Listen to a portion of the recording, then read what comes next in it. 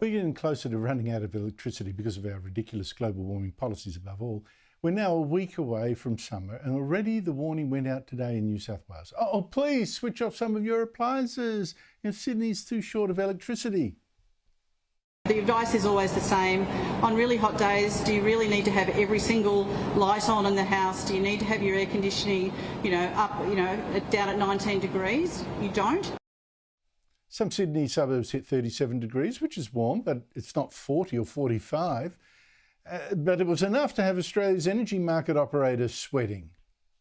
We are experiencing some quite unseasonable hot weather here in New South Wales today, and effectively that is a summer heat wave while we're still here in spring.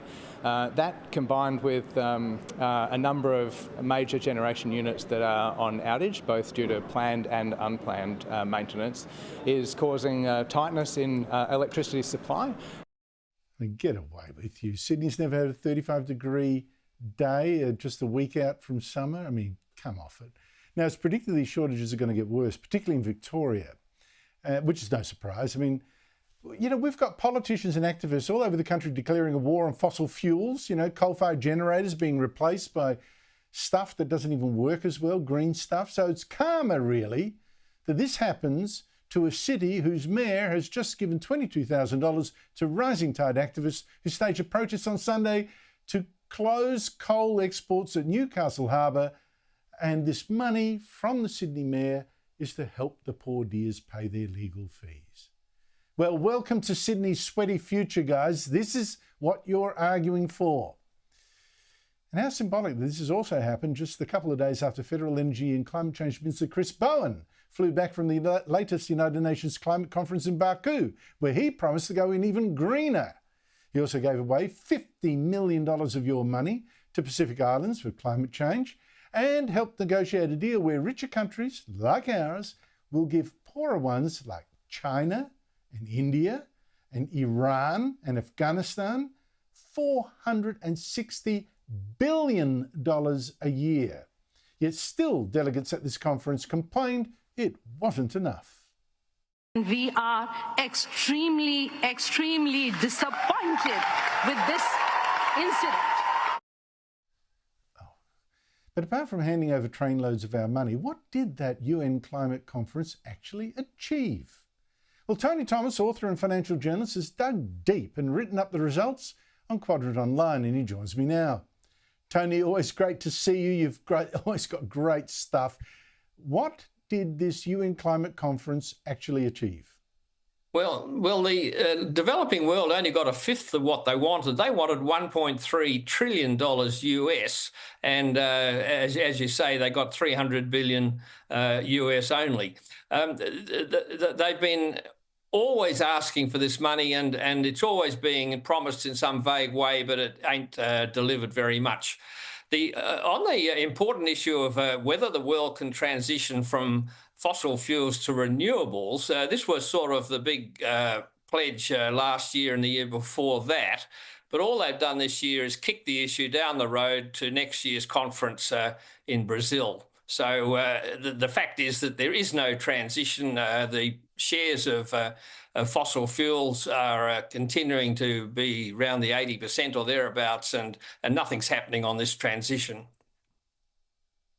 And plus, countries that have tried it, like Germany, are suddenly realising they're going broke and deindustrialising and pulling back. So, yeah, it really was just a big cash money grab. Can you tell me how many Australians went to this farce of a conference? Well, the official list is published, and plus the official list guests. So that amounted to something like 400, led by Chris Bowen, and then Malcolm Turnbull showed up, and so did Peter Malinauskas from South Australia. There was somebody from the Trades Hall Council in Victoria, and there was Get Up. And then there was a huge unofficial crowd of all the activists and academics and people like that. Well, they weren't allowed to play any serious part in the conference. They were corralled to something called the green zone, and they couldn't get into the blue zone where all the real action was. So that's the score there. Now, some of the biggest delegations came from countries that you wouldn't think would have the money for it. Brazil sent a massive one. And a couple of African countries that you'd think are, sort of busted did too. This surprises me because what you found is that what they went to was a total rip-off, paying, where people had to pay a fortune for a feed in a room. Yeah, that's right. Well, of course, the Azerbaijanis sent about 2,200. Brazil and Turkey sent 2,000 each, and so did the Abu Dhabi and China sent 1,000. But the key thing, as you say, is these very poor countries. I had a look at Burundi, which is the second poorest country in the world, and they sent 200. And then the fourth poorest country is the Democratic Republic of Congo, and they sent 400 or 500. And they're all on fixed allowances, basically, especially from the UN. And the hotel prices were such rip-offs that they had nothing left for food. So they were wandering around the conference half starving and having to live on cheese and crackers at some of the events. And I did notice one hotel, the best one called the Sharp Palace, was charging 18,000 Aussie dollars a night. And for the fortnight, they wanted 300,000 Aussie dollars. Well, these Africans were kicked out into the suburbs. They couldn't afford the hotels. And they even created a directory of where you could get free food during the events. So that would be free cheese and crackers at this event and so on. And I read in an African magazine that there's a new type of lady called the food seductress, and at COP they were deliberately going on dates with wealthy Westerners solely so they could get a free meal. Then they just disappeared. And that's all documented in this African magazine.